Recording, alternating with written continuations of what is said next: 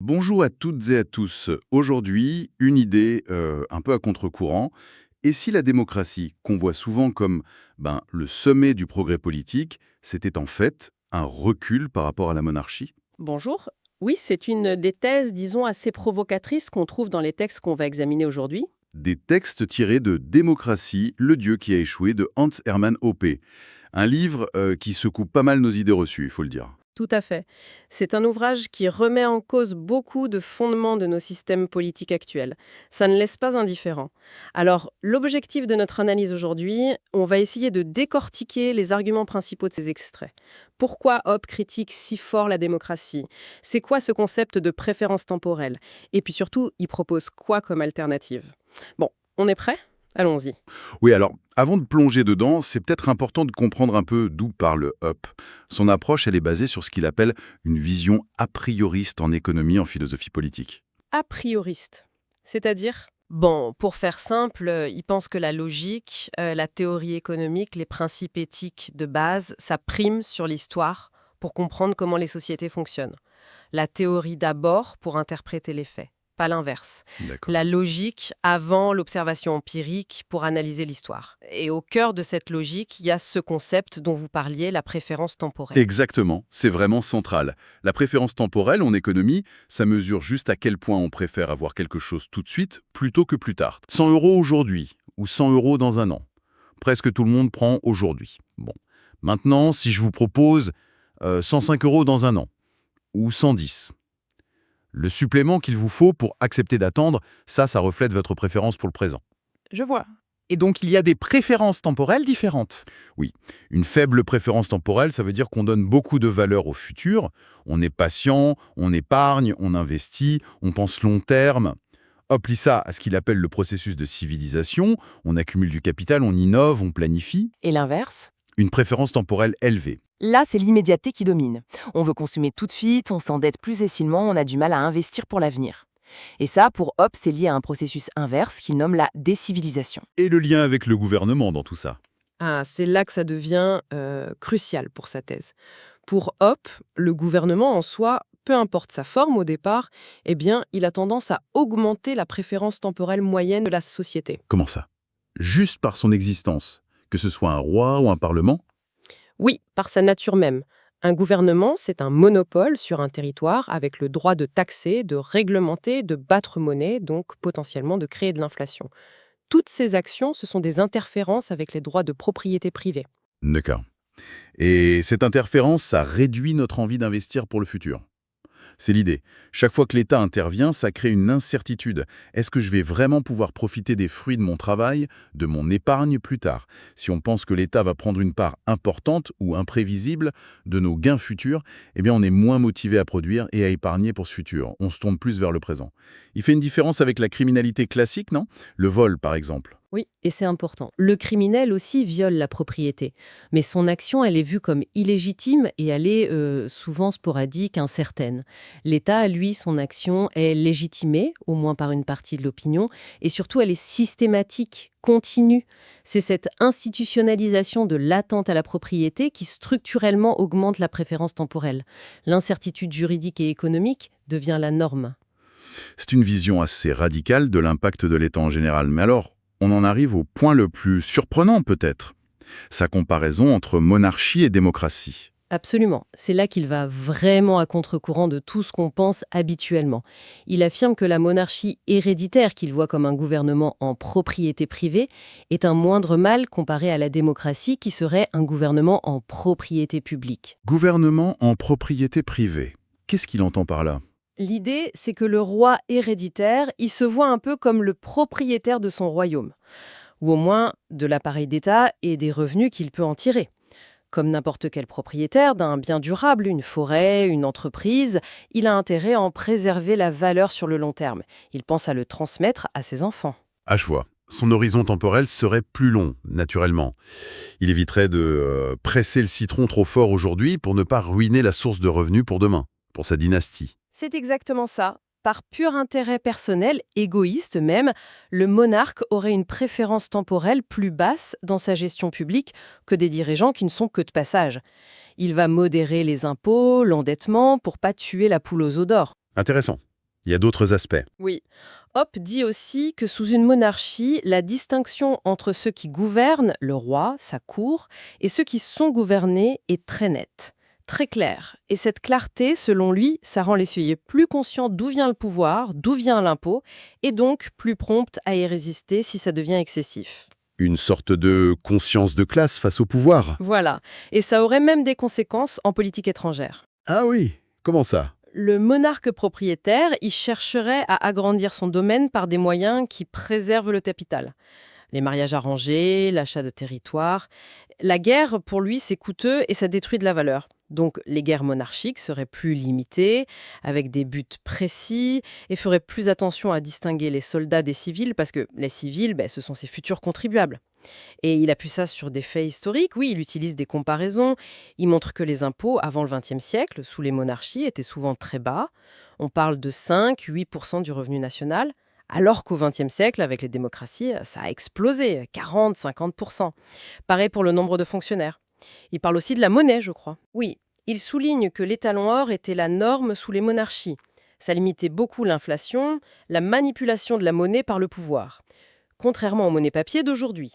La dette publique existait, mais elle était gérée de façon plus prudente, disons, avec des remboursements après les guerres. Et les taux d'intérêt, ça. C'est son indicateur clé, ça.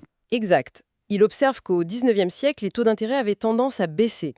Pour lui, c'est le signe d'une société qui devient plus patiente, qui accumule du capital, donc une préférence temporelle qui baisse. Et inversement, au XXe siècle, malgré la richesse bien plus grande, les taux d'intérêt réels sont restés plus élevés. Signe, selon lui, d'une remontée de la préférence temporelle, de décivilisation. C'est un tableau assez pessimiste de notre évolution récente, vu comme ça. Et alors, la démocratie, ce gouvernement en propriété publique, comment il l'a décrit? C'est tout l'inverse. Le dirigeant, élu, président, premier ministre, député, il n'est qu'un gardien temporaire. Il n'est pas propriétaire de l'État. Son horizon, c'est la prochaine élection, au mieux. Donc son intérêt à lui, c'est de maximiser ce qu'il peut tirer de sa position pendant son mandat, sans trop soucier des conséquences à long terme sur le capital du pays. Sa préférence temporelle serait plus élevée, par construction. Voilà l'idée. Il a l'usufruit, le droit d'utiliser et de tirer les bénéfices, mais pour un temps limité. Du coup, la tentation est grande d'augmenter les dépenses maintenant, les impôts, la dette, pour plaire aux électeurs à certains groupes, même si ça plombe l'avenir. Et l'idée que tout le monde gouverne, ça joue un rôle? Oui, selon Hobbes, c'est une illusion dangereuse. Ça rend les gens moins méfiants envers l'État. La ligne entre gouvernants et gouvernés devient floue. Du coup, on résiste moins à l'augmentation des impôts, à l'expansion du pouvoir. On a l'impression de contrôler, mais en fait... Il n'est pas tendre non plus avec les politiciens eux-mêmes. Non, c'est clair. Pour lui, le système électoral favorise les démagogues, les beaux parleurs, ceux qui sont doués pour promettre la lune, souvent aux dépens des autres ou du futur. Des gens moralement désinhibés, dit-il, dont le métier est de séduire une majorité pour obtenir le pouvoir. Et l'impact sur le droit, sur la guerre?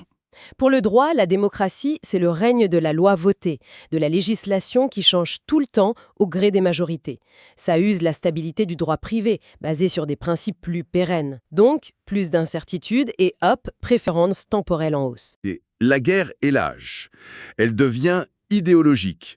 Il faut répandre la démocratie.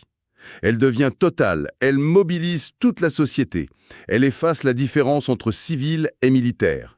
Il cite la Première Guerre mondiale après l'entrée des USA et les guerres du XXe siècle, beaucoup plus meurtrières pour les civils. Et tout ça, ça mène à ce qu'il appelle la décivilisation. Exactement. Il fait un lien direct entre l'ère démocratique du XXe siècle et des tendances comme la hausse de la criminalité, l'explosion des dettes, l'inflation, la crise de la famille, la baisse de l'épargne. Tous ces phénomènes seraient des symptômes d'une préférence temporelle sociale qui remonte en flèche. C'est une critique vraiment radicale. Alors, si la monarchie est un moindre mal, mais quand même un mal, et si la démocratie c'est pire, il propose quoi, Hoppe? Cet ordre naturel, qu'est-ce que c'est au juste? L'ordre naturel, c'est son idéal. C'est une société où tout, absolument tout ce qui est rare, est une propriété privée. Les terres, les routes, l'eau. Fini la distinction public-privé. Tous seraient privés, hein. Même la police, la justice, l'armée? Ça paraît fou. Oui, c'est l'idée. Tous les services seraient fournis par des entreprises privées, financées volontairement par leurs clients ou des donateurs. Et surtout, liberté totale d'entrer sur tous les marchés. Plus de monopole égal, y compris pour la sécurité et la justice. Donc oui, Plus d'État au sens où on l'entend, avec son monopole de la violence légitime. Mais comment ça pourrait marcher concrètement?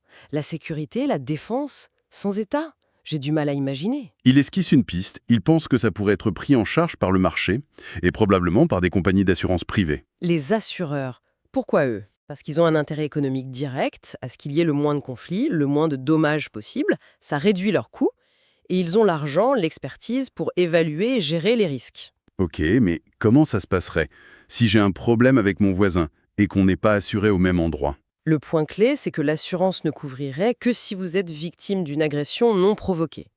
Pour être assuré, il faudrait accepter des règles de conduite, ne pas agresser les autres. Si vous causez un tort, l'assureur ne vous couvre pas et vous payez les pots cassés. Donc les assureurs auraient intérêt à imposer des règles pacifiques. Il deviendrait une sorte de législateur privé, via les contrats. En quelque sorte, oui. Et pour les conflits entre clients de différentes compagnies, Hop imagine que les assureurs, pour éviter des guerres coûteuses entre eux, mettraient en place des systèmes d'arbitrage privés, efficaces, standardisés. La concurrence les pousserait à avoir des règles claires, stables, acceptées par tous. Un droit privé unifié par le bas, par le contrat et l'arbitrage. Très différent de la loi qui change tout le temps. C'est radicalement différent, oui. Ça soulève 1000 questions. Et la défense contre un État extérieur agressif? Là aussi, il pense que ces assureurs privés, très riches et puissants, pourraient organiser la défense. Peut-être en traitant les soldats de l'État agresseur comme de simples criminels, en refusant toute coopération avec eux, en organisant des représailles ciblées contre les chefs de cet État, plutôt qu'une guerre totale, rendre l'agression trop chère et inefficace. Cette vision d'un monde sans État l'amène aussi à critiquer le libéralisme classique, qui pourtant défend la propriété. C'est paradoxal, non? Son reproche principal aux libéraux classiques, c'est d'avoir fait une erreur fatale. Ils ont accepté l'idée qu'il fallait un État, même minimal, pour protéger la liberté et la propriété.